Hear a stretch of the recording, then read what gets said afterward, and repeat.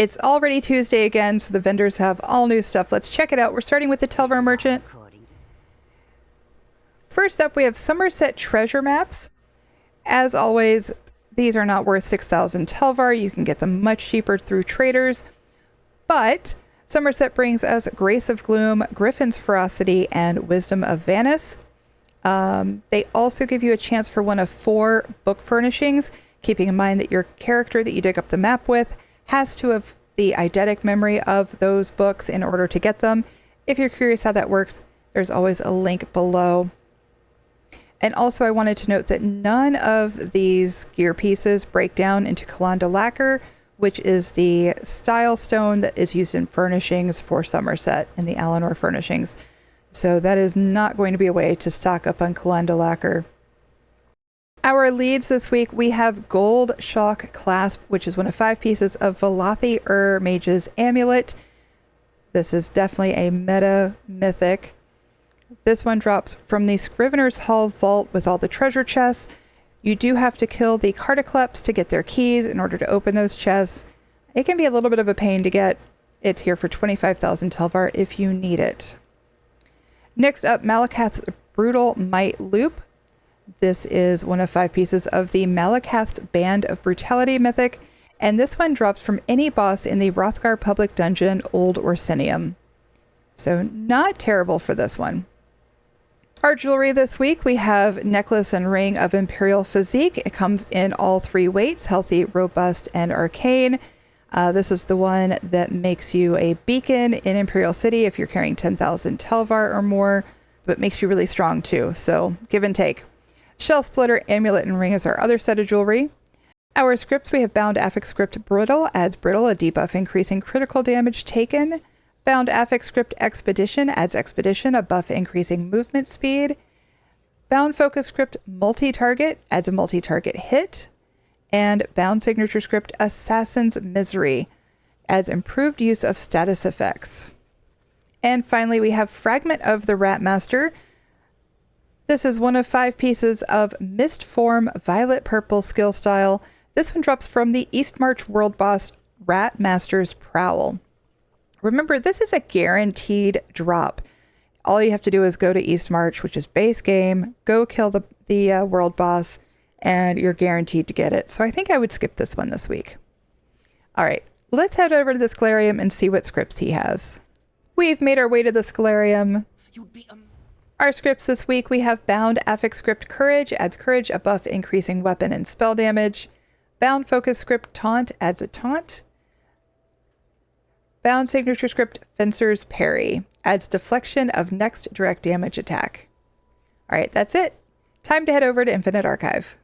Let's see what Filer Ul has. You don't have your mind. First up, we have a book, A Feast Among the Dead, Chapter 2. Again, I have a link below on how that works. This one drops in Infinite Archive, but the eidetic memory comes out of Telvanni Peninsula. Next, we have Cyrodiil treasure maps. Now, I love Cyrodiil treasure maps. I PvP some, but not nearly enough to complete my sticker book. And I love Cyrodiil treasure maps because it's a great way to fill in sticker book. However, I don't think it's worth 2,000 archival fortunes. Cyrodiil treasure maps are those that a lot of people hate doing, so they're especially cheap at traders. Our second book is Biznensel, Our Ancient Roots. This one comes out of Scrivener's Hall, but the eidetic memory is in Bankurai from the Iliad Ruins Biznensel. Next, we have Bound Style Page, Bloodspawn Mask. This mask style page will drop in Spindle Clutch 2, but only during a specific window of opportunity. And you get a better chance of that dropping if you have the hard mode of Spindle Clutch 2. Now, the hard mode of Spindle Clutch 2 is very simple. With power creep and all that, it's easy peasy. However, the drop rate of these is still so abysmal that when that little window, which is usually about 4 days, comes back around, you're probably going to have to run it quite a few times to get the style page. I'm a personal fan of just getting your masks this way. I think the time investment is better with archival fortunes than to put it up to RNG. It's my personal opinion. This is a really cool mask. Look at those horns. Very neat. But I think this is a good one. Not the hardest hard mode again, but I think all the masks are probably a good deal. Next up, we have companion equipment light armor. I don't like these, however. This is another RNG trap where you are at the mercy of RNG as to what trait you get, and they are bound when you buy them this way. So you can't even sell it off if you don't like it. So if you get bolstered light armor, you're probably not going to use it. Bolstered being more of a tank type build, light armor being a not tank type build. So up to you. If you have ample archival fortunes and you need some companion equipment, it's a possibility. I just don't think it's the best use of your fortunes. Our patterns this week, our plans, we have Diagram Alinor Sconce Wrought Glass, runs about 40 to 50K on PCNA. It's beautiful. On PCEU, it's about 25 to 31. I think compared to the 2,000 archival fortunes, that's still a good price, even though it's not super expensive to buy outright. I think this one's a good deal. Our second plan is Diagram Breton Streetlight Full Stone. Again, we're looking at 22 to 28K on PCNA, but only about 10 to 20K on PCEU. I don't know, that 10 to 15 is where I think you're probably better off just buying it from a trader. I haven't quite done the math, but that's my hunch. But this is the easier way for sure.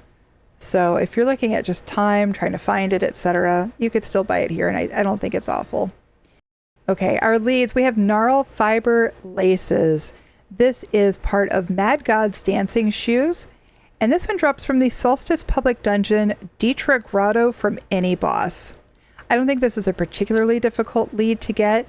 You would need to own Solstice to buy it this way or to get it in the wild, so that's not exactly a draw, but it's here and it's probably easier to get it for the 5,000 archival fortune, so it's totally up to you. Our next one is Wide Barbed Shank. This is part of Death Dealer's Fate, and this one drops from Craglorn. Several ways to get it. Looks like Anomalies, Ankara, and Final Chess in Craglorn. Ample ways to get it. I might just get it here for ease. Again, up to you, 5,000 archival fortunes if you wanted to grab it. Our third and final plan is Praxis Necrom Floor Patterned. There's only 2 listings on PCNA for 1 million gold, and same thing on EU, 2 listings for 1 million gold. So I think this is probably the buy of the day if you are interested in collecting all of the patterns in the game.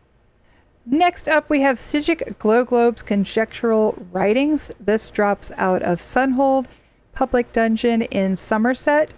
It's only about 300 to 500 gold on PCNA.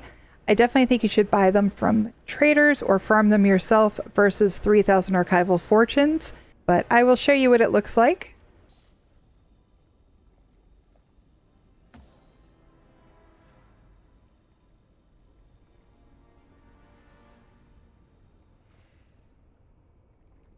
They have improved the drop rate of these pieces dropping in the various public dungeons.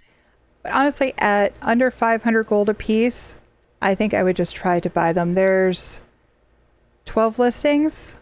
So if you still need it, it shouldn't be too terribly difficult to snag one. Next up, we have Accelerate Lilac Purple Skill Style. These drop rarely from Sijic portals throughout the game.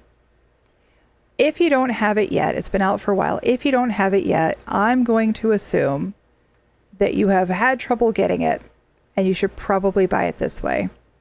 Because my guess is, like most people, you run to a Sijic portal as soon as you see one. So if you don't yet have it, it's here for 5,000 archival fortunes.